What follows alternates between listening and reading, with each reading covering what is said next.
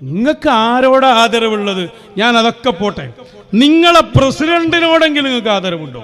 Last ചോദ്യമാണ്. ഒക്കെ വിട്ടാളി. മഹല്ല് കമ്മിറ്റി, പള്ളിനോട് അതവില്ല, ഒന്നിനോട് അതവില്ല, ഫുള്ള് ഗുണ്ടായിസം, ഞങ്ങളുടെ ചാനൽ പൂട്ടിക്കാൻ വന്നു, പെർമിഷൻ മുടക്കാൻ വന്നു, എന്തെല്ലാം പ്രശ്നങ്ങൾ ഉണ്ടാക്കി. മീലാദ് സമ്മേളനത്തിൽ പ്രസിഡന്റുമായി ബന്ധപ്പെട്ട് നിങ്ങൾ കാട്ടിക്കൂട്ടിയ തമാശകൾ എന്തൊക്കെ!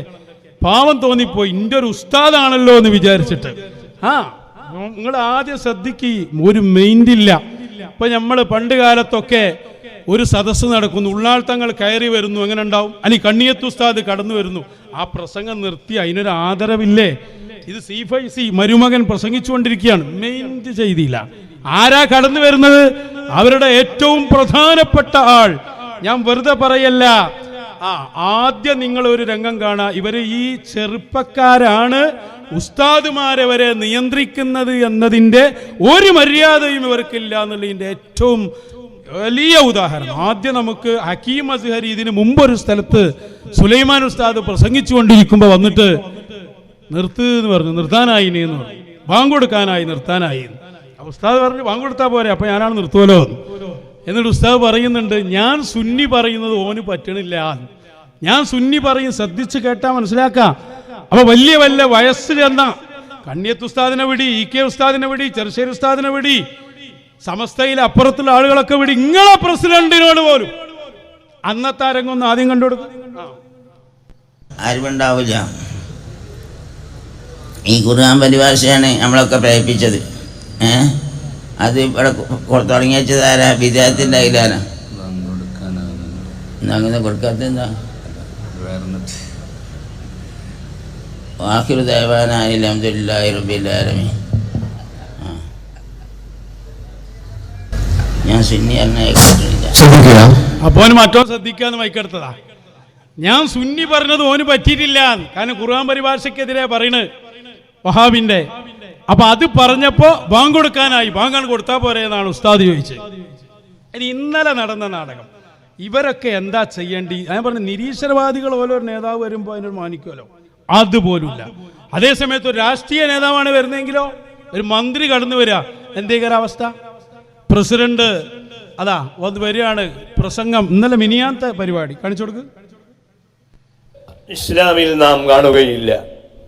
എല്ലാം മനുഷ്യന്റെ ബുദ്ധി കൊണ്ട് ചിന്തിക്കുവാനും അങ്ങനെ ചിന്തിച്ച് കണ്ടെത്താനും കഴിയുന്ന രൂപത്തിലുള്ള ആശയങ്ങളും പദ്ധതികളുമാണ് പരിശുദ്ധ ദീനുൽ ഇസ്ലാം ഇവിടെ സമർപ്പിച്ചിട്ടുള്ളത്. അതിലേക്ക് വിശദമായി ഞാനിപ്പോൾ പ്രവേശിക്കുകയല്ല. ധാരാളം സെമിനാറുകളിലും സിംപോസിയങ്ങളിലും പുസ്തകങ്ങൾ ധാരാളം വായിച്ച് അതിൽ നിന്ന് കേൾക്കുകയും ഉൾക്കൊള്ളുകയും വായിക്കുകയും മനസ്സിലാക്കുകയും ചെയ്യുന്ന കോഴിക്കോട് നഗരത്തിലെ വിദ്യാർത്ഥികൾ, യൂണിവേഴ്സിറ്റികളിൽ റിസർച്ച് നടത്തുന്ന കുട്ടികൾ, അവരാണ് ഈ പരിപാടികൾ വീക്ഷിക്കുന്നത്, ശ്രദ്ധിക്കുന്നത്. അവർക്ക് കണ്ടെത്താൻ കഴിയും, ശാസ്ത്രബോധത്തിന്റെ അടിത്തറ മനുഷ്യന്റെ ബുദ്ധിയാണ്. ആ ബുദ്ധിയുടെ ഉപയോഗം, ആ ബുദ്ധി കൊണ്ട് വിഷയങ്ങൾ മനസ്സിലാക്കാൻ എത്ര പ്രാധാന്യത്തോടു കൂടിയാണ് നബി സല്ലല്ലാഹു അലൈഹി വസല്ലമ ഉപദേശിച്ചിട്ടുള്ളത്. വിശുദ്ധ ഖുർആൻ പറയുന്നത് കാണാം, ഇന്ന ശർറദ്ദവാബി ഇൻദല്ലാഹി സുമ്മുൽ ബുക്മുൽ ലദീന ലാ യഖിലൂൻ. ലോകത്തെ ഏറ്റവും ദുഷിച്ച മനുഷ്യൻ ബുദ്ധി കൊണ്ട് ദുഷിച്ച മനുഷ്യൻ മൂപ്പരന്നല്ലേ. എന്തായാലും പറയാനുള്ളത് ഒരു മെയിൻറ്റും ചെയ്തില്ല. മൂപ്പരവിടെ പാവം പോയിരുന്നു. എന്നിട്ട് മൂപ്പര് പ്രസംഗത്തിലേക്ക് കടക്കുകയാണ്. ആര്? സുലൈമാൻ ഉസ്താദ് പ്രസംഗത്തിലേക്ക്. വയസ്സായ കാലല്ലേ എന്നിട്ട് പറയുമ്പോൾ അതിൻ്റെ ഇടയിൽ ഇടപെടുക. മൂപ്പരെന്തോ ഒരു വിഷയം പറഞ്ഞു തരുമ്പോൾ അത് പറയാൻ പാടില്ല എന്ന് പറഞ്ഞു കൊടുക്കുകയാണ്. ആ മൂപ്പര് പറയും, അത് പറയും, ഇത് പണ്ടേ നമ്മൾ പഠിച്ച വിഷയമാണ്. ഒന്ന് നോക്കിയിട്ട് അടുത്ത രണ്ടാമത്തെ ഘട്ടം ഒന്ന് ഏതാണ്? ഇതൊക്കെ പറഞ്ഞല്ലോ, ആർക്കും കുഴപ്പമില്ലാത്ത രോഗമൊക്കെ ഉണ്ടാകാം. ഏതാർക്കും കുഴപ്പമുണ്ടായി ചീഞ്ഞ് ഒരിട്ടി കൊണ്ടുപോയിട്ട് എന്നൊക്കെ പറഞ്ഞ രോഗമൊന്നും ഉണ്ടാകാൻ പാടില്ല. അങ്ങനെ ഉണ്ടാവില്ല. ആർക്കും കുഴപ്പമുള്ള അപ്പോൾ ഓജായുസിനെ ഇതൊക്കെ പഠിപ്പിച്ച് ഇതൊക്കെ നമ്മൾ ചെറുപ്പത്തിൽ പഠിച്ചതാണ്. ചെറുപ്പത്തിൽ പഠിച്ചിട്ട് നബിയാക്കന്മാർക്ക് ഇന്നതുണ്ടാകാൻ പാടുള്ളൂ.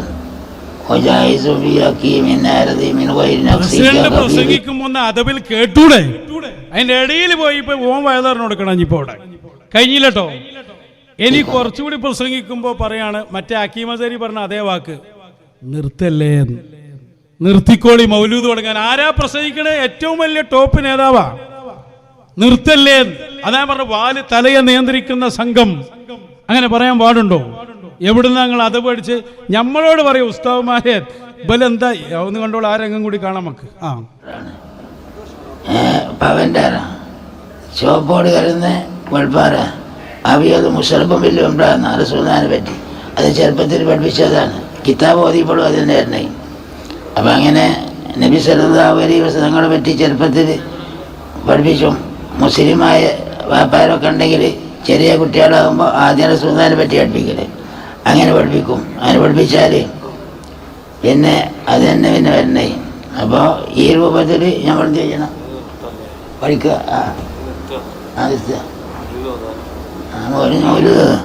മൗലൂദ് ഓതുണ്ടാണ് കേട്ടോ. അപ്പോൾ അതുകൊണ്ട് നമ്മൾ നബി സല്ലല്ലാഹുങ്ങളെ പറ്റി നല്ലോണം പഠിക്കണില്ല. മൂപ്പര് പിന്നെ തുടർന്നു. അത് നിങ്ങൾ ആലോചിച്ച് നോക്ക്. മൂപ്പര് പ്രസംഗം നിർത്താൻ മറ്റേ ആള് പറഞ്ഞു കൊടുക്കണോ?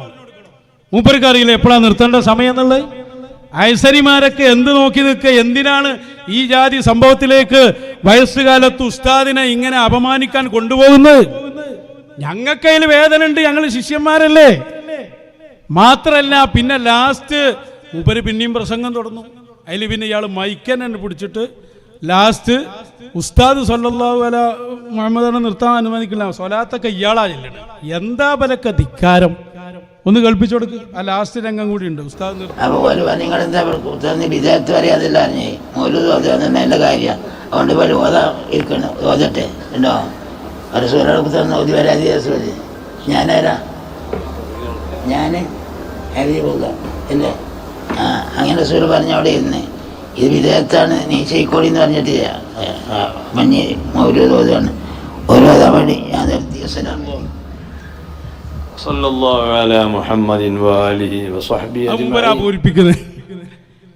എന്താ ഇവരൊക്കെ ഒരു കഥ? ആ ഒരു വലൈക്കും സലാം എന്ന് പറയാൻ വേണ്ടി ഒരു സലാം ആളുകൾ കാത്തുക്കുണ്ടാവും. അതിന് വരെ അനുവദിച്ചില്ല. സ്വലാത്ത് എല്ലി നിർത്താൻ അനുവദിച്ചില്ല. ഞങ്ങളുടെ കഥ ഞങ്ങൾക്കറിയാം. ഈ സംഘടനയിൽ നിന്ന കാലത്ത് സംഘടന ജയിലിൽ കഴിഞ്ഞവരാ ഞങ്ങൾ. ഞങ്ങൾക്കറിയോ? ഉസ്താദുമാരെ പേര് പറഞ്ഞ് ഇവരെല്ലാ തോന്നിവാസവും ചെയ്യാൻ ഈ രൂപത്തിൽ ഇവർക്ക് എന്തും ചെയ്യാലോ. ഞാൻ തന്നെ എത്രയോ വിശദീകരിച്ചിട്ടുണ്ടത്. സ്വന്തം മൊബൈൽ വരെ വാങ്ങിവെച്ച് വീട്ടിൽ വന്ന് കാറിൽ കൊണ്ടുപോയി സംഘടനയുടെ ജയിലിൽ മാസങ്ങളോളം നമ്മളെ താമസിപ്പിച്ചിട്ടുണ്ട്.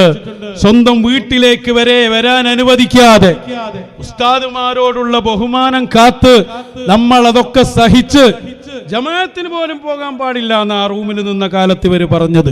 ഭക്ഷണം ഓൽക്ക് ഇഷ്ടമുണ്ടാവുമ്പോൾ ഇങ്ങോട്ട് കൊണ്ടുവരും. ഭക്ഷണം തന്നില്ലെങ്കിൽ അന്ന് ആരോടും ചോദിക്കാനുമില്ല. 3 മാസം ഞാൻ ആ ജയിലിൽ കഴിഞ്ഞിട്ടുണ്ട്. ഇവരുടെ സ്ഥാപനങ്ങളിൽ ഉള്ള സംഘടനാ ജയിലുകളിൽ. നമ്മൾ എന്തിനാ അങ്ങനെ നിന്നുകൊടുത്തത്? ഈ ഉസ്താദുമാരെ വെറുപ്പിക്കണ്ടെന്ന് കരുതിയിട്ട്. പക്ഷേ നമുക്ക് മനസ്സിലായി ഉസ്താദുമാരെ വെച്ച് ഈ കുട്ടി മുഷാവറ കളിക്കുകയാണ്. നമ്മളെ പൂട്ടിയിട്ട് സ്വന്തം വീട്ടിലേക്ക് വരെ പോകാൻ അനുവദിക്കാതെ അതിനാ ഗുണ്ടായുസമെന്ന് ഞാൻ പറഞ്ഞത്.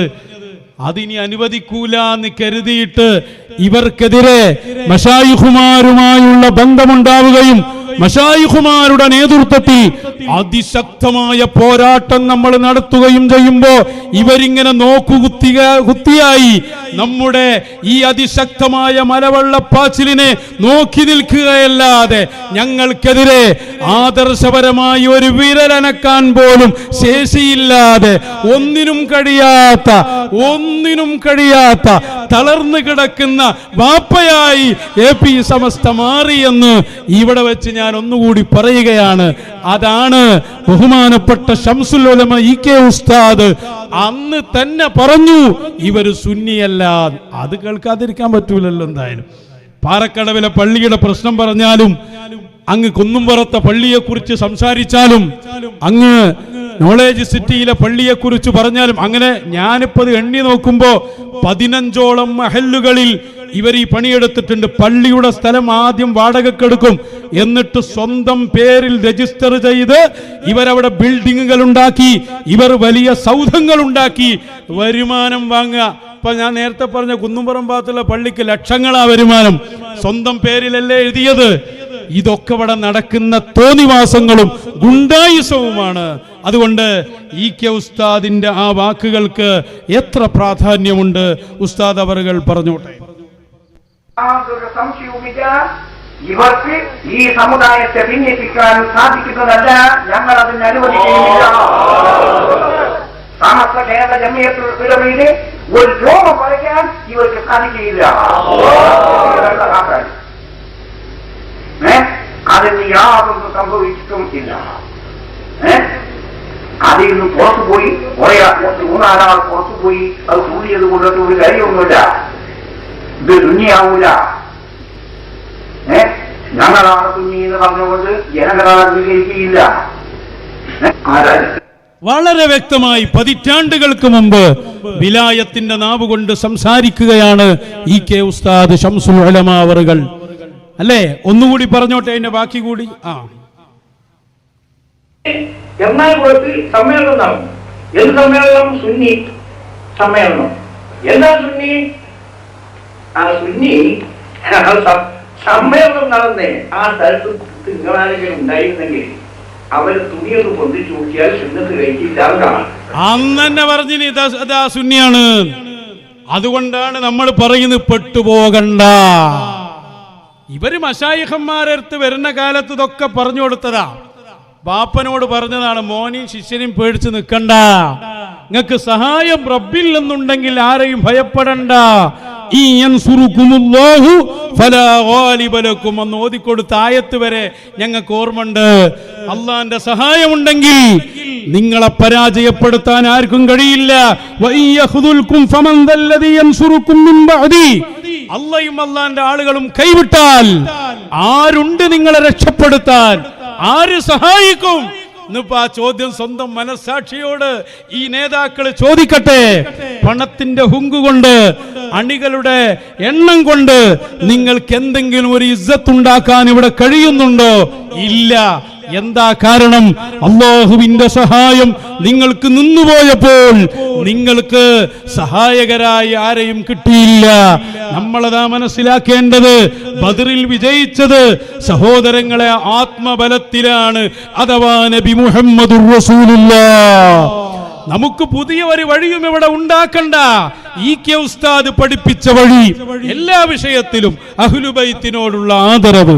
പാണക്കാട് സാദാത്യങ്ങൾ എന്ന ആ തറവാടിനെ പ്രത്യേകം പരിഗണിച്ച് ഇ.കെ. ഉസ്താദ് ആദരിച്ചിട്ടുണ്ടെങ്കിൽ ആ തറവാടിനോടുള്ള ആദരവ്, അവരോടുള്ള ബഹുമാനം, ഇ.കെ. ഉസ്താദിന്റെ നിലപാടിൽ ഉറച്ചു നിന്ന് നമ്മൾ മുന്നോട്ട് പോകുമ്പോൾ തസവ്വുഫിന്റെ സൂഫിയത്തിന്റെ വഴിയിൽ നമുക്ക് ഈ കള്ളന്മാരോട്, ഗുണ്ടാസംഘത്തോട് രാജിയായി നമുക്ക് സൂഫിയാക്കളുടെ വഴിയിൽ അല്ലാഹു ഉണ്ട്, റസൂലുണ്ട്, മഹാന്മാരുണ്ട്.